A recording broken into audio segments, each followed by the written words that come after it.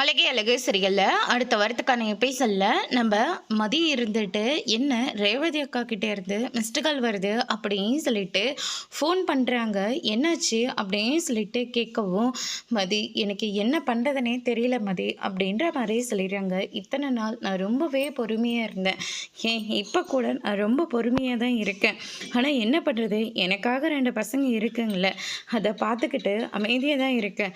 ஆனால் இன்னைக்கு அவர் ரொம்ப எல்லை மீறி போயிட்டாரு அப்படின்ற மாதிரி சொல்லிடுறாங்க. நீங்கள் என்ன சொல்கிறீங்கன்னு எனக்கு சுத்தமாக புரியவே இல்லை. என்னாச்சு, அவர் ஏதாவது பிரச்சனை பண்ணாரா அப்படின்னு சொல்லிட்டு கேட்கவும், பிரச்சனை பண்ணாராவா, என்னை வீட்டை விட்டு வெளியே துரத்தி விட்டுட்டாரு, நைட்டு ஃபுல்லாக என்னை வெளியே இருக்க சொல்லிட்டாரு அப்படின்ற மாதிரி சொல்லிடுறாங்க. இதை கேட்டோன்னே மதிக்கு ரொம்பவே அதிர்ச்சியாக இருக்குது. என்ன சொல்கிறீங்க அப்படின்னு சொல்லிட்டு கேட்கவும், ஆமாம் அவர்கிட்ட பொய் சொல்லிட்டு தான் நாங்கள் கிளம்பியே வந்தேன். அதனால் அவர் ரொம்ப கோவப்பட்டு என்னை வீட்டை விட்டு வெளியே துரத்திட்டாரு அப்படின்ற மாதிரி சொல்லிடுறாங்க.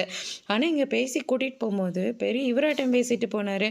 ஆமாம், அவர் எல்லாரும் முன்னாடியும் என்னை தாங்குற மாதிரி தான் அவர் நடந்துக்கிறாரு. ஆனால் நிஜத்தில் அப்படி கிடையாது அப்படின்னு சொல்லிட்டு நடந்த எல்லா விஷயத்தையும் சொல்கிறாங்க. இதை கேட்டோன்னே மதி இருந்துட்டு, நான் இப்போவே அங்கே கிளம்பி வரேன். இப்போ வரையா? வேண்டாம் மதி, உங்ககிட்ட சொல்லணும்னு தோணுச்சு, அதனால தான் நான் சொன்னேன் அப்படின்ற மாதிரி சொல்லிடுறாங்க.